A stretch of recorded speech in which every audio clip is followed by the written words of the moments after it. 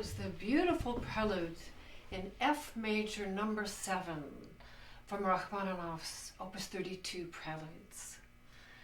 From the ferocious number 6 in F minor that comes just before, we are unexpectedly eased into the parallel key of F major in this moment of sublime beauty, a moment of repose, a moment to catch our breath, with an inward look, which is also a little bit of an enigma, this piece, with the harmonies that we're going to hear.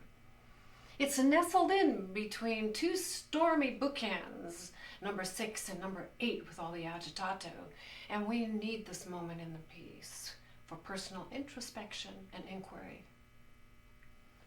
So F major, with this tonality, whole scale is what you would expect. And what Rachmaninoff is doing right away at the beginning in the tenor line with this rocking motive,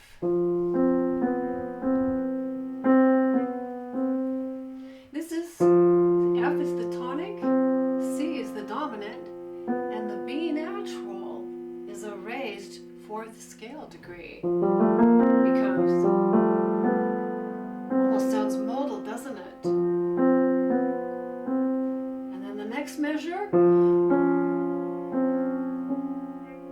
takes the D, which is the 6th scale degree, and lowers that. So it's a flatted 6th and a raised 4th that he's using.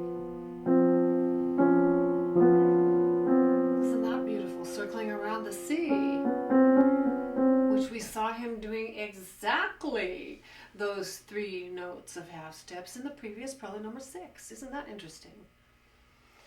It's in Oliver time, 2/2 time. And that's very important because then the phrase becomes long and expansive and not sing-songy at all. If these being 1, 2, 1, 2, 1, 2 has a whole different feel than if it were 4/4 time. 1, 2, 3, 4, 1, 2, 3, 4.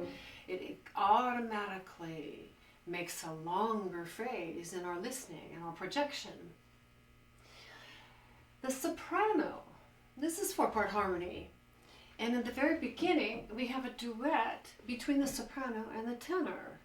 The tenor had, which I will call motive 1, those 2 notes, that little 2-step. The entire piece is built on that motive 1. And then the beautiful arcing melody in the soprano that starts on the tonic, F. And what's the very next note we get? Oh, he's flatting another scale degree. It's a flatted 2nd. G becomes G flat. So he's changing 3 of the scale degrees. And that's what makes this enigmatic. It puts a little bit of, well, that's dissonance. It's a tritone. Now when you put the tenor and the soprano together, we get more dissonance. That's very dissonant.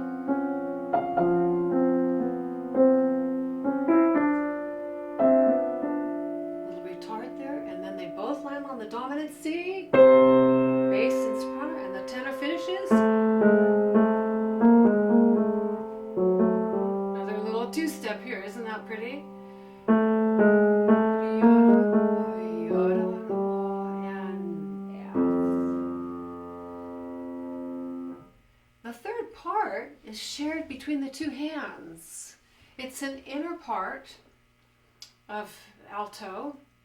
And this is really where the piece becomes extraordinary in its inventiveness. With the simple third of F and A.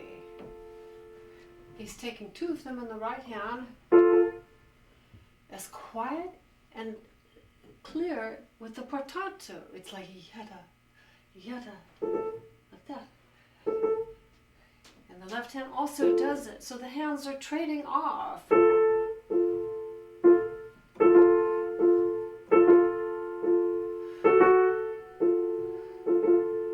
Makes a very beautiful choreography between the hands.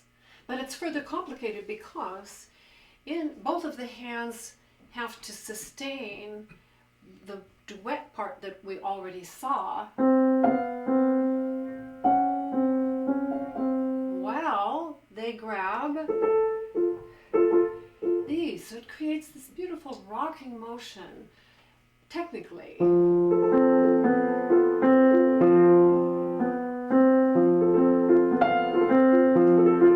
See, I'm going back and forth like this so I can hold and sustain legato.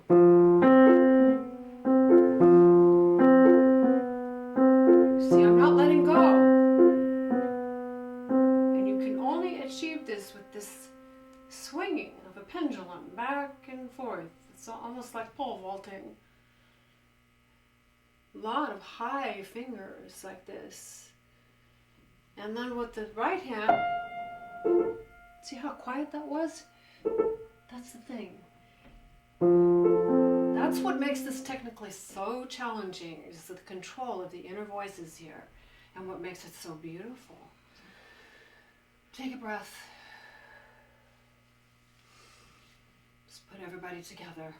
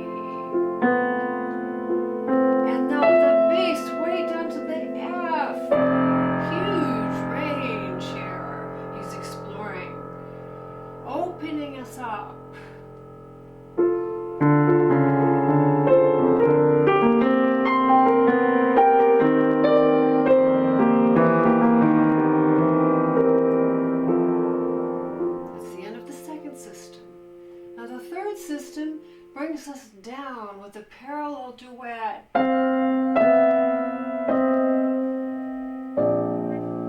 Between soprano and tenor.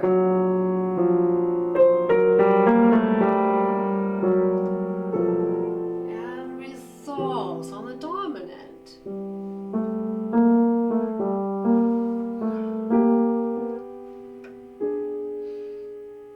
Has to come the next note. It does. But the third part here now is the same, and that's what I hear this as. It's a little bit of inner agitato. It's this, that's what I mean about the enigma of this. What is it inside of us that's troubled? It's a little troubling. It's a little perplexed. It's a tiny little bit of anxiety with a palpitation of the heart. That's how I hear this. So now if we take the system 3 with all 3 parts blocked with the middle voices, this is what we have in cross rhythms. Listen to this.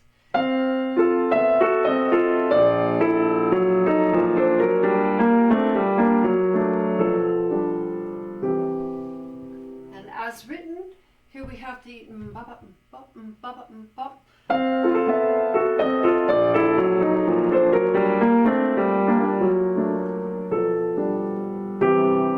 a little breathless here.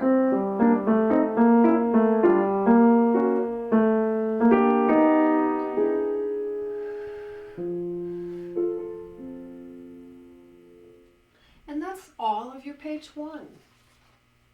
And what I'm looking at with my copy is this, a brand new engraving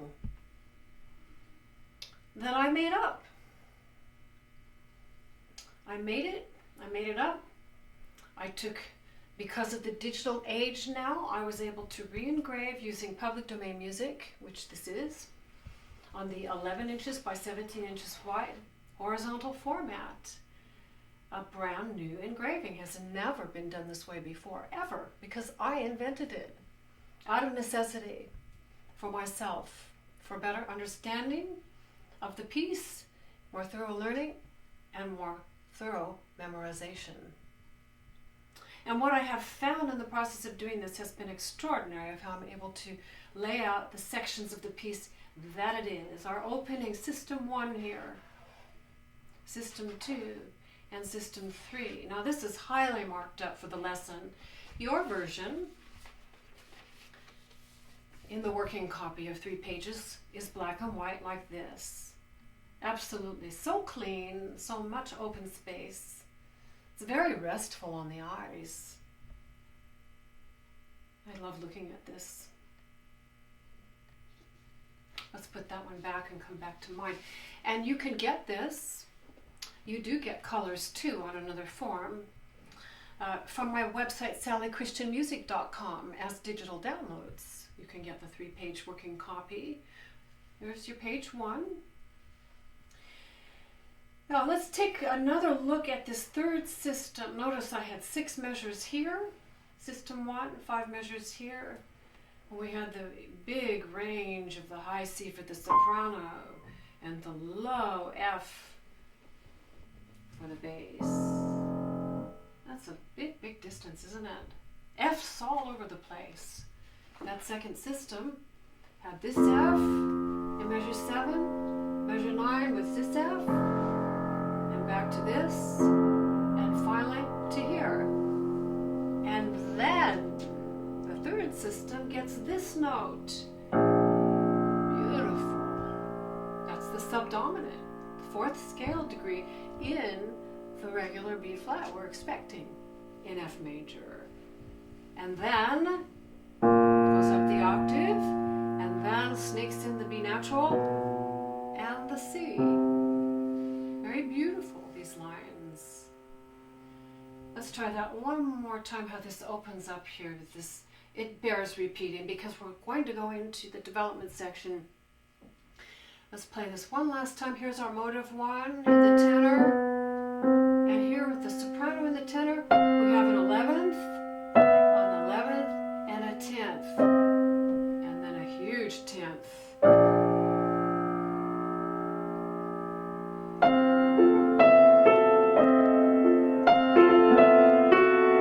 There's that G flat. Here's this chromatic line of the middle voice.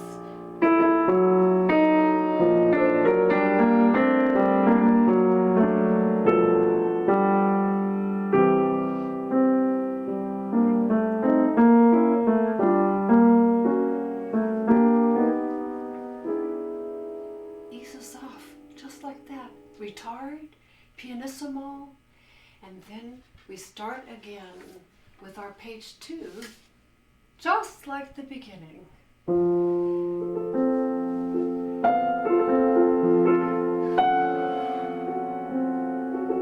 Now I'm blurring my pedal on purpose here.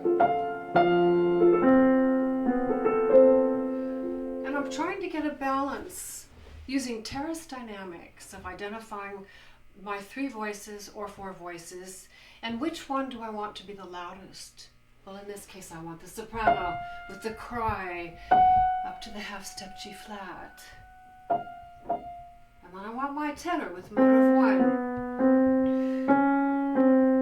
And I want my ba-ba as quiet as I can get them. So the balancing of the dynamics on this is really the most difficult challenge technically of this piece, and it's an essential one.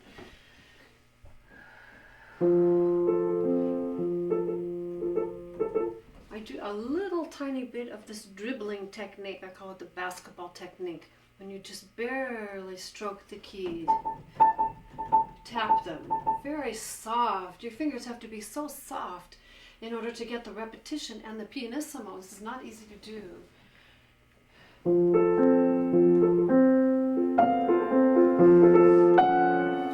Searching.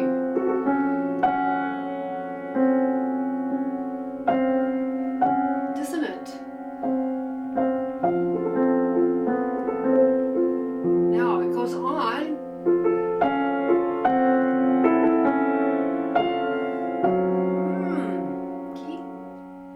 change. Going to the G flat, that flat at second scale degree. G flat major, triad here. That's actually a Neapolitan chord when you take the second scale degree and flat it and build a major chord on that. That's the key area he's using here for 3 measures. Starting measure 21 now, the action starts to develop.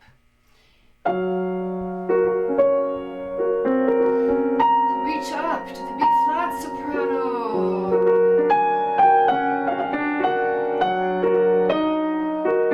D flat. G natural in the bass.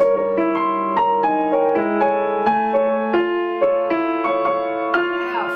B flat bass.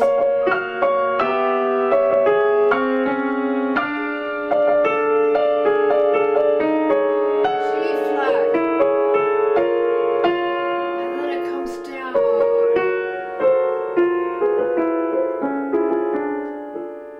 Before we continue with that descent, I'd like to show you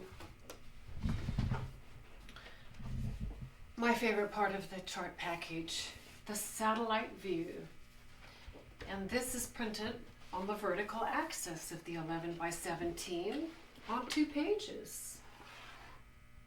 Your 3-page working copy now is put vertically, the entire piece.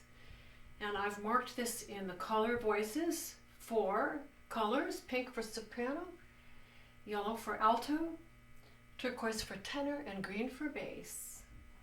You get this, all marked up like this. And what I did simply is to take some tape this together in the back, and then it can fold up nicely, the same size as you're working in 11 by 17 single page chart. This also comes in the black and white version, so you have lots of flexibility to make your own marks if you would like. So let's take a look now. This was all of our page 1 on the working copy in this big black rectangular box. This begins the development section here, and notice that I put the dashed lines around these measures 17, 18, 19, and it matches measures 1, 2, and 3. If I take my protractor, nicely just that width, measures 1, 2, 3, all the way down, measures 17, 18, 19, identical material, absolutely identical. And then the piece begins to expand and develop with our G flat in the bass, the Neapolitan key area. Now this gets more and more dense, and I've put in vertical orange boxes these pungent chords that really start to have some passion, declamatory. And the climax of the piece is here, and leading to right here with the fortissimo. And then comes the long 4-measure descent, modulating back to F major. And then we get a marvelous epilogue. So much of the importance of the piece is happening right now in there. This is dense. There's a lot going on here. I wanted to show you the overview. So now that when we go back to our page 2 where all this happens, and it looks like this in my copy, you can see there's a lot. This is very, very important, all of this. So I'd like to take these voices alone and see what's in here. And let's take it first with the soprano. Now a little più vivo on measure 20, down a third, and up to B flat, 6th, chromatic, 3rd, up a 7th, to the D flat, down a 3rd, and then F, and then, what is that? It's a reference to motive 1.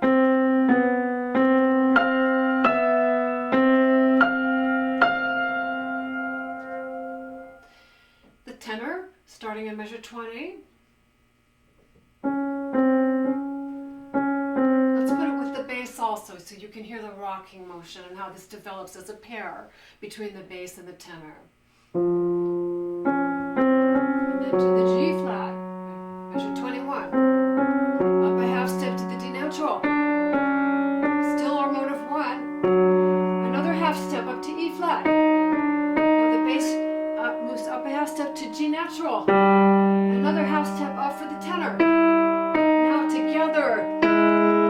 Bass, bass, up a half step, tenor, up, bass, tenor, up, bass, up. Now this is great right here. And that's the top of the mountain at measure 29. Do you hear the tension in this? Extraordinary tension. And now we have to put in our let's put everybody together now. Starting at the measure 17. Let's try this again. It has to be so light. Your piano has to really be working regulated properly in order to do this.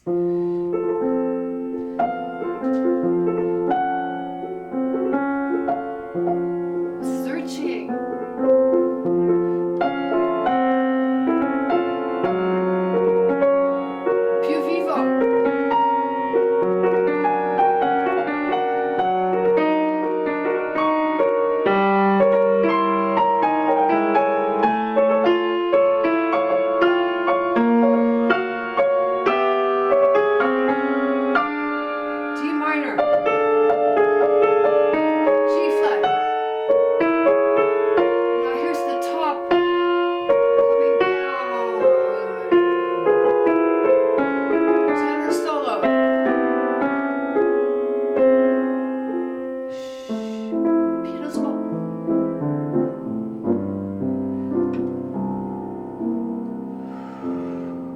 Exhale there. Inhale. Here comes the epilog.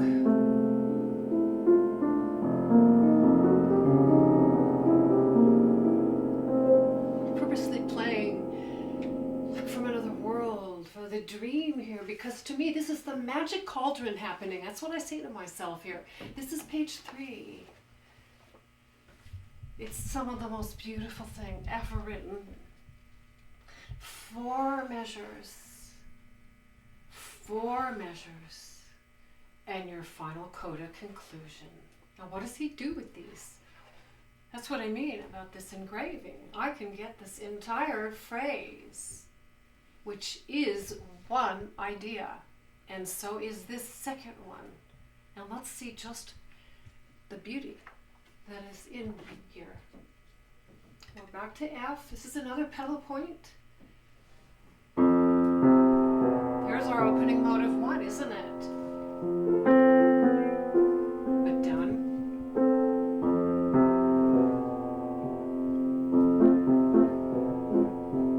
These are pianissimo and staccato. Now, listen to this.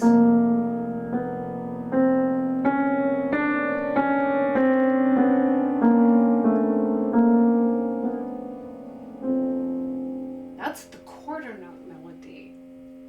Now over every one of those quarter notes is a quintuplet.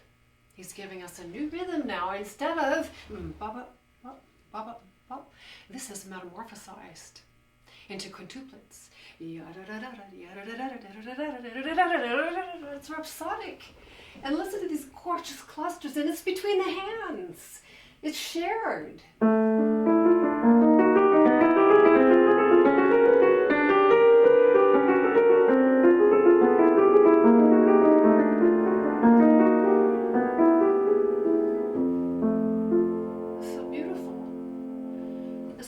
Now is doing something a little bit different on only 2 pitches, the dominant C and the tonic F. Up an octave to the F, C, and then Rhapsody, the bass, F, and it goes up with this triplet.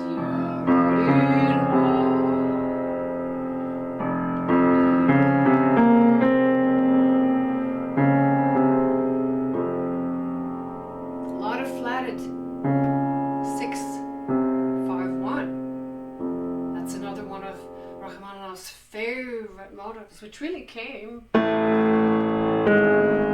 that first prelude in C sharp minor. He's using it all the time in little tiny ways. It's almost like a motif of his identification. This is my stamp, the flat, the 6-5-1. In the major key, it's going to be a flatted 6. Now, I'm going to play in a new way of how I like to practice this, because when I was first learning this piece, this became extremely difficult, balancing all of these parts. We have multiple different rhythmic textures here. We have eighth notes, we have quarter notes, eighth notes, triplets, quintuplets, and they're all going against each other with cross rhythms and cross textures, and nothing is too real. As I said, it's alchemy. And I see vapors. I feel like I'm working with a magic potion. I really do. And when I play this, I let myself go there. Where else can you play with magic? This is magic. Now I'm blocking these. Starting measure 33, listen to these chord clusters that the quintuplets make. It's important to know this outline. And to here's the top. Then it comes down.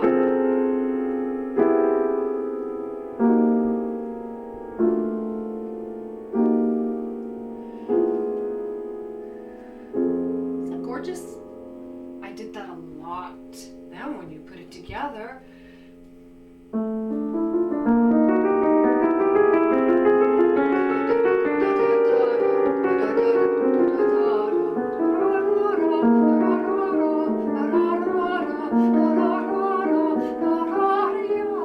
sing them, make them musical, don't miss them. Let's put them all together. There really is. This is a pivotal moment. You know, Rachmaninoff talks about the tochka in a piece, the moment of where everything is going. He said it's really important that you know this in advance. And I'm really not sure on this piece. I mean, obviously the climax is with that high. But I think this moment in here, I don't know, when I get to this point in the piece, I don't ever want it to end. I love to be here in this part of the piece. Once you're secure with your memory and know your notes, before you get there, it can really be the opposite experience. But once it's secure, let's put everybody together.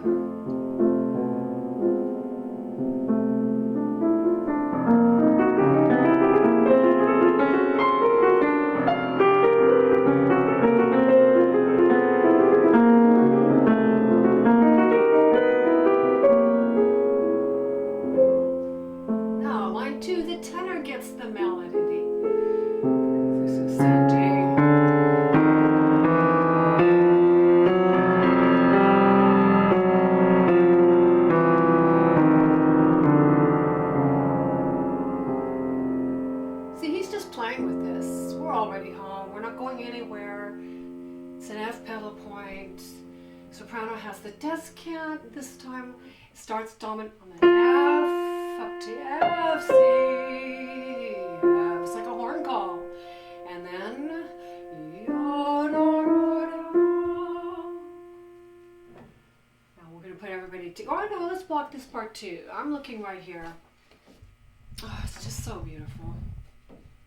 How do you think of something like this? It's just marvelous. Here we are. Let's do this line now. This beautiful ascent. A descant is a voice above and removed from the others, and that's how I hear this. I don't hear the soprano as a melody here. I hear it as coming from above and away. And what does that do psychologically for us? What is that awakening in us? Where is that taking us? Yeah.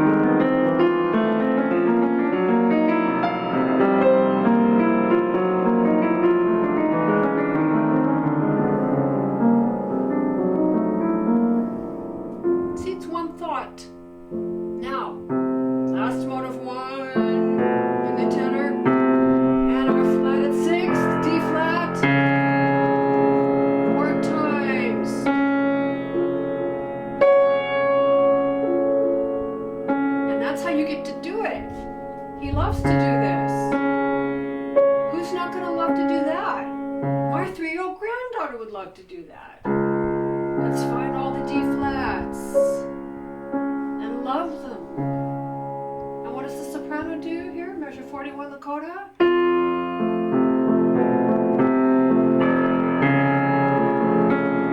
Right here. G flat. With the poignancy. Ah, this blend. Listen to that.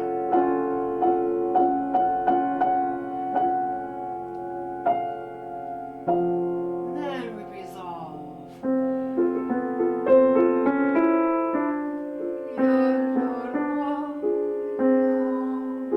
Now here we go. Here's the last suspended, augmented form to the resolution of the F major triad.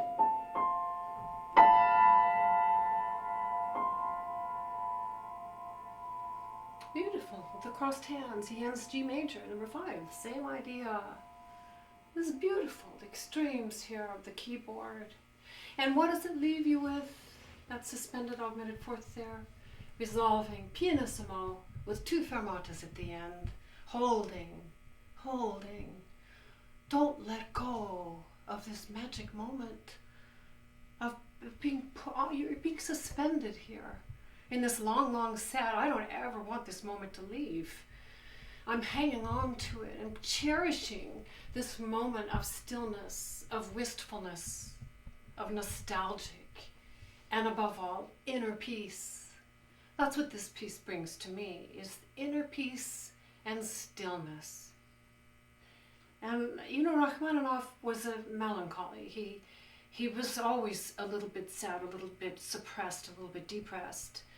And I had spoken earlier that being an expatriate, for the last 25 or so years of his life, he had to leave Russia because of the revolution in 1918, and he couldn't come back. He lost everything, his family estate, all his belongings, everything except the clothes on his back and the suitcases they and his family had. His wife and 2 daughters left. It was very interesting, and also, how would you like to live that way? So he turned it into a positive and performed, went on a very serious performing career at that point in his life, and composed in the off summer months. But anyway, this piece, I think, was a moment for him, his own balm of quieting these forces that he had to deal with. A lot of hardship, a lot of difficulty, and a basic disposition of being a melancholic. But this piece, you only get clues of it from the little bit of it.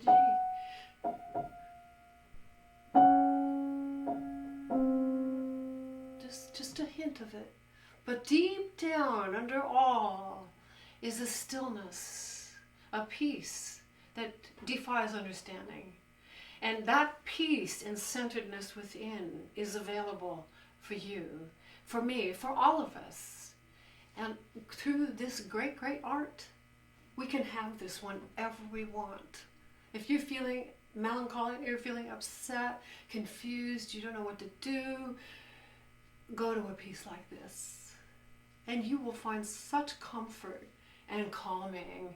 And you'll find logic, you'll find balance, because you're getting, I think, pure beauty. And beauty is an art, a value.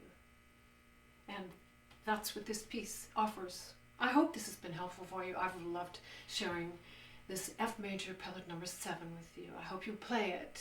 And thank you very much.